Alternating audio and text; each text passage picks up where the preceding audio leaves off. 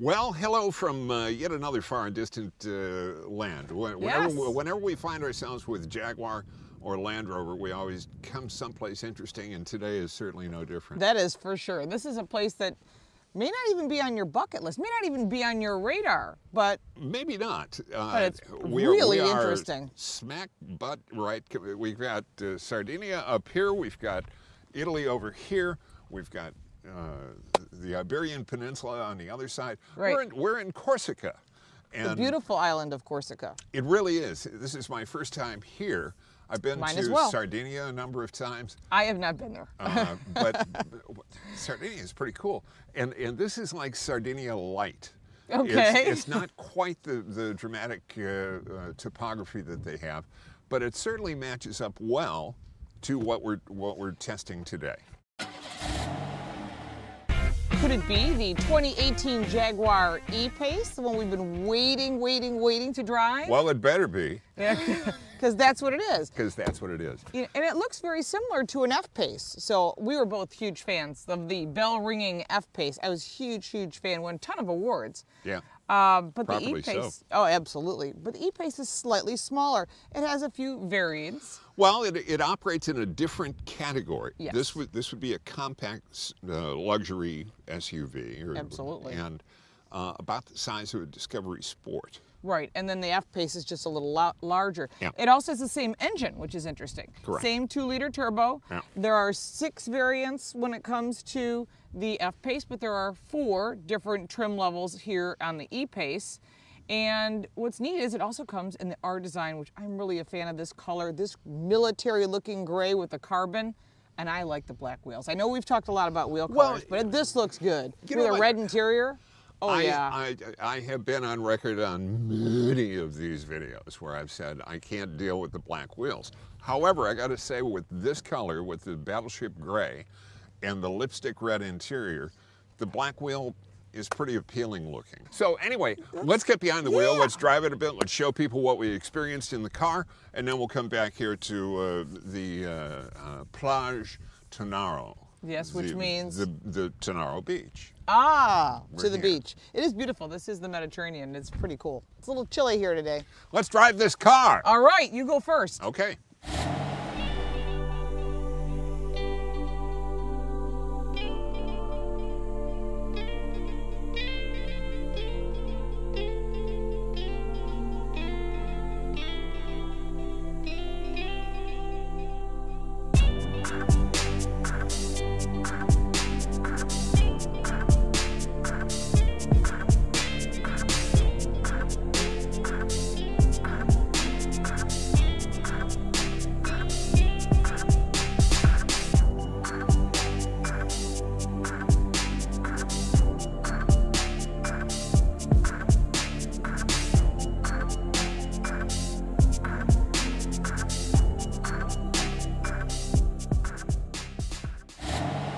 You might more associate what we're about to do with a Land Rover than with a Jaguar. But if you flip the camera around this way, you're going to see that not only when we went through water, but now going up a hill here, this is a very capable vehicle. All right, Lauren, here we go. You ready? Yep.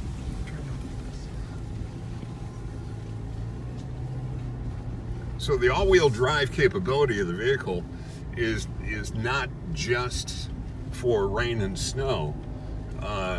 Here you've got a compact segment Jaguar that is luxury. Yeah, luxury compact.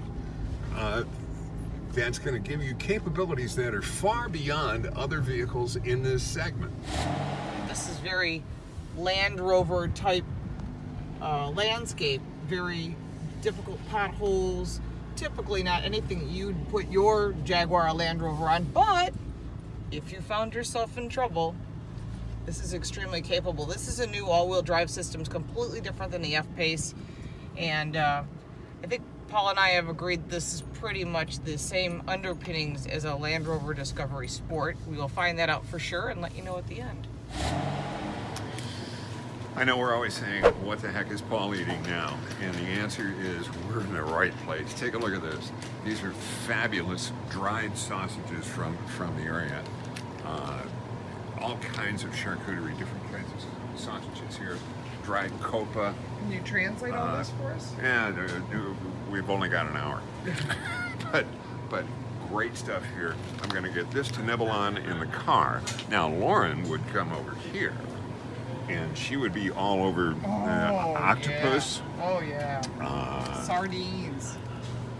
Hey, give me some sardines. Anchovies up there. Oh. And I'm going to see if I can find something to nibble on for you for real. Stay tuned. Well, we've just finished up lunch way the heck up in the mountains. But it's a good time because we were not only able to digest lunch, but also digest some of the impressions that we got when we were driving the car this morning. Number one, the nimbleness of this car is really needed.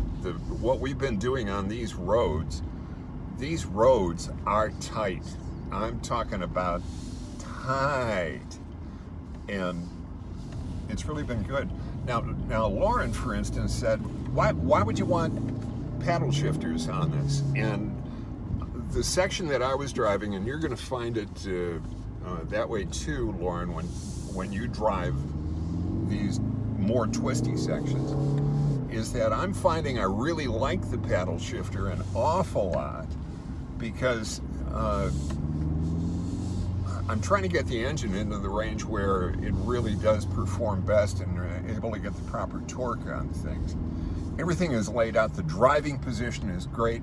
The seating is terrific for me. Nice thigh support. I like it. I like the instrumentation on the car. That's really working for me exceptionally well. Everything is really laid out perfectly for me, and I feel comfortable.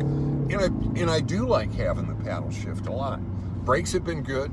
Not overly modulated. I had a little problem on the gear selector, and you know, I guess you got to pull the trigger and then move it, and it took a moment to figure out what was going on.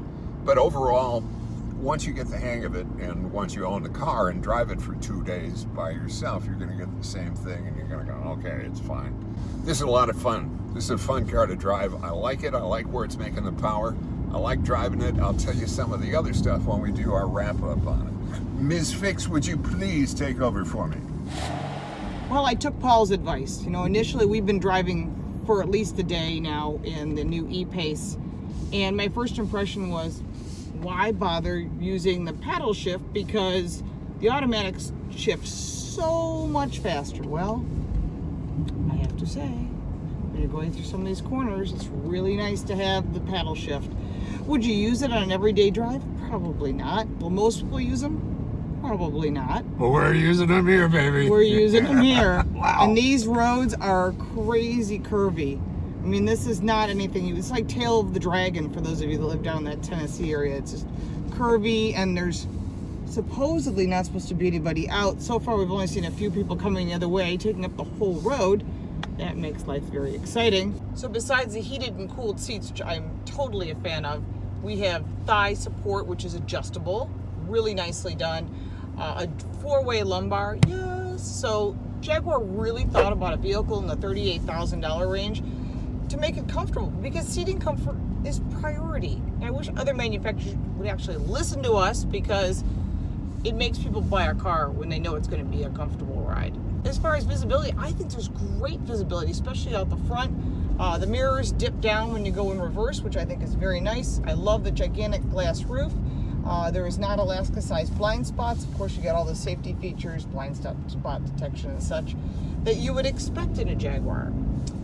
Again, one of the things I also love about the Jaguar brand as a whole is the maintenance. It is included. So if you're thinking about purchasing a Jaguar, know that having the maintenance included saves you a ton of money. So I think that's a big factor. Now, going to the center stick, I love this gigantic screen that is fully customizable. You can make it any way you want. As far as the details inside this car, for me, I love the red stitching. I am totally in love with the red interior. We have the military gray exterior. Other vehicles that are out with us are this really cool bright blue with a gray interior. Excellent color combination.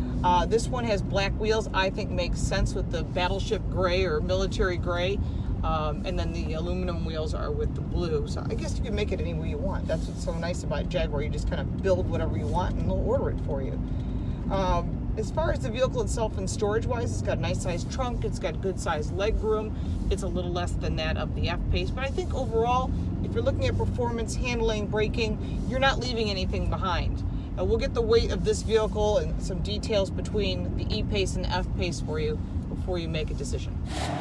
Well, as I often say, what a day. The worst part of it was fabulous. Yeah, you know, when you drive the E Pace, you're thinking, oh, it's going to be like an F Pace, it's a little smaller. That was my initial thought when we got here, but I was really impressed. It has a special all-wheel drive system, very Land Rover. It's not like you're buying small, medium, large. Right, thank goodness, yeah. But it makes it very unique, and the price point is very close between the F Pace and E Pace, but they're different needs for different people, and I'm just really liking everything about the interior, the technology, the head-up display. It's just typical Jaguar, is polished and detailed. There's nothing like, well, we should do this. Every single thing was thought out. I don't want us to paint a picture here, though, or at least I don't. If you don't want me to paint. Yeah, I know. But I don't want to paint the picture of saying that this is a Discovery Sport in a different suit. No, it's not that. No, it's a different vehicle. But you know, I think one of the things that makes this vehicle stand out is look at this car. You're looking at the back side of this car. I think it's as pretty as the front. Well, I said, you know, it's not Jennifer Aniston from that, but, you know, it's pretty darn good looking. But as far as the wheels and everything, I think it's beautiful. I like the black wheels. I love the red interior. I think that just is an artistic statement. Mirable dictu. It's got four-way lumbar in the right-hand seat that you talked about. And for you, the long-legged one, the thigh support. I do not have long legs. I got these stubby little dwarf legs. What are you talking about? I'm 6'3", but all of my length is in here. Right, but you like to have that thigh support. So the thigh support is really important to me, but not because I've got long legs. It's because I've got these little stumps. Overall, I'm liking. I'm liking. I would like to spend another week in the car. Well, I'd like to spend another week here in Corsica. This is really nice, but unfortunately our stay is going to be a little bit truncated. Short as usual. and off we go to another site. Yep. If you would please follow us, subscribe. Yes, hit that button. If you would do that, follow me at @ThePaulBryant. That's where I tweet. And then our His Turn, Her Turn page. We appreciate you liking and sharing that. The Car Coach newsletter, Car Coach reports, you can get that at my website. And of course, everything that you've done, including what the heck are you eating now, is at histurnherturn.com. Okay. So from Corsica this time. Yeah, unusual, but enjoyable. Yeah, absolutely. Thank you so much for being with us. Take care, and we'll see you somewhere down the road. Yep. So long, folks. Folks, so you know, this would be one lane in any place that had sanity to it. However, since we're driving this insane road as a two-lane road, holy shnikes, look at this.